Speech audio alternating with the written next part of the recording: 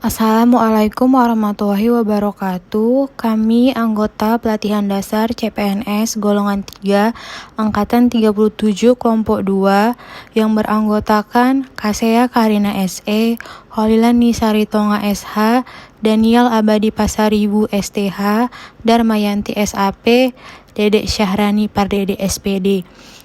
Di video ini, kami akan membahas analisis isu kontemporer mengenai isu terkini yang bertemakan Say No to Drugs. Dengan pengampu materi Ibu Nunung Sriwahyuni SEMAK. Baiklah, pertama kita akan membahas mengenai narkoba. Apakah narkoba itu? Narkoba merupakan akronim dari narkotika, psikotropika, dan bahan adiktif lainnya. Narkotika mengandung pengertian sebagai zat atau obat yang berasal dari tanaman atau bukan tanaman, baik sintetis maupun semi-sintetis, yang dapat menyebabkan penurunan atau perubahan kesadaran, hilangnya rasa, mengurangi sampai menghilangkan rasa nyeri, dan dapat menimbulkan ketergantungan yang dibedakan ke dalam golongan-golongan. Selanjutnya kita akan membahas mengenai penggolongan narkoba. Narkoba dibedakan menjadi 3 golongan, yaitu golongan 1, golongan 2, dan juga golongan 3.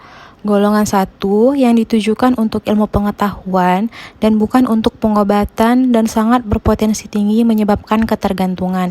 Contohnya opiat, ganja, dan kokain. Selanjutnya golongan 2. Golongan 2 berhasiat untuk pengobatan dan pelayanan kesehatan dan berpotensi tinggi menyebabkan ketergantungan. Contohnya adalah morfin dan petidin. Golongan ketiga berhasiat untuk pengobatan dan pelayanan kesehatan serta berpotensi ringan mengakibatkan ketergantungan. Contohnya kodein. Pusat Penelitian, Data dan Informasi Badan Narkotika Nasional merilis tentang kasus narkoba tiap tahunnya. Berdasarkan tabel grafik yang dipublikasikan oleh pihak BNN, dapat dilihat bahwa kasus narkoba yang terjadi di Indonesia dalam kurun waktu 3 tahun kebelakang mengalami penurunan. BNN mencatat adanya penurunan angka prevalensi penyalahgunaan narkoba pernah pakai sebesar 2,4% menjadi hanya 1,8%.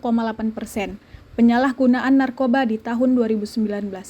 Dengan demikian, terjadi penurunan sebesar 0,6%, yang berarti sampai dengan tahun 2019, sebanyak 1 juta orang tidak lagi melakukan penyalahgunaan terhadap narkoba. Selanjutnya, saya akan memberi informasi mengenai 3 wilayah Indonesia dengan tingkat kasus narkoba tertinggi.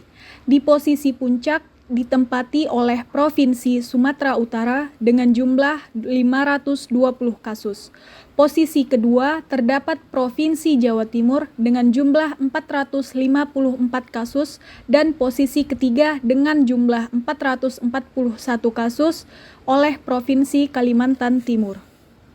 Yang menyebabkan narkoba semakin marak digunakan adalah yang pertama, faktor letak geografisnya. Yang kedua, faktor ekonomi.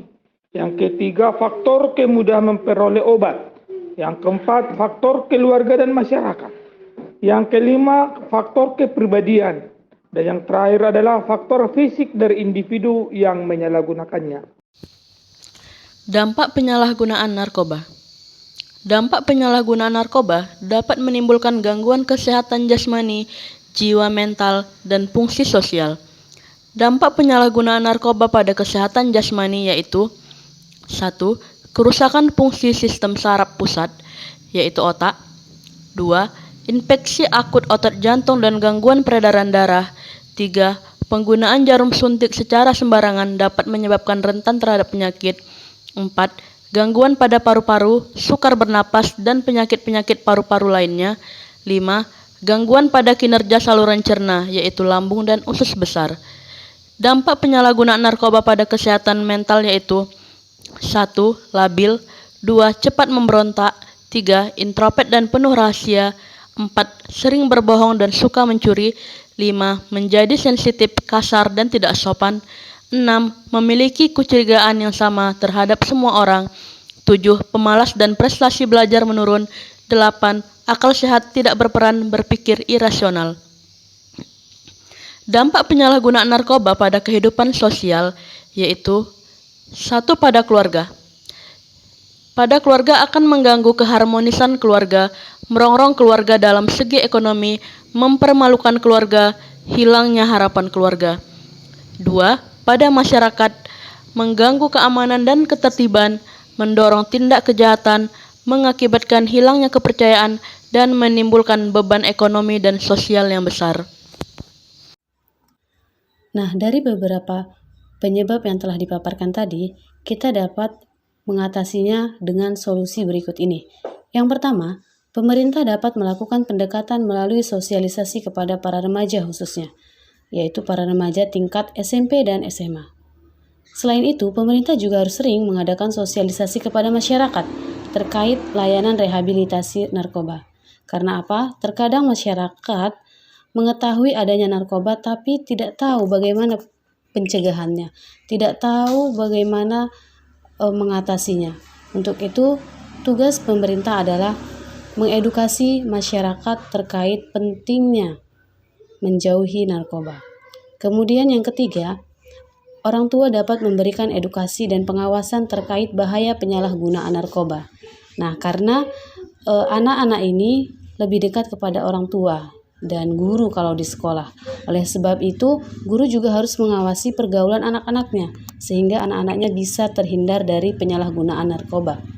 Yang keempat, perlu diadakan kampanye terkait bahaya penyalahgunaan narkoba. Kampanye ini bisa kita lakukan di sosial media, atau bisa juga dilaksanakan di tempat-tempat umum.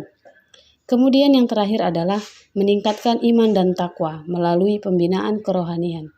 Nah, ini juga merupakan hal yang sangat penting, karena apabila anak tersebut atau individu tersebut tingkat keimanan dan ketakwaannya bagus, maka mudah-mudahan dia akan terhindar dari segala perbuatan-perbuatan tercela seperti penyalahgunaan narkoba. Say no to drugs. Say no to drugs. Say no to drugs. Say no to drugs. Say no to drugs.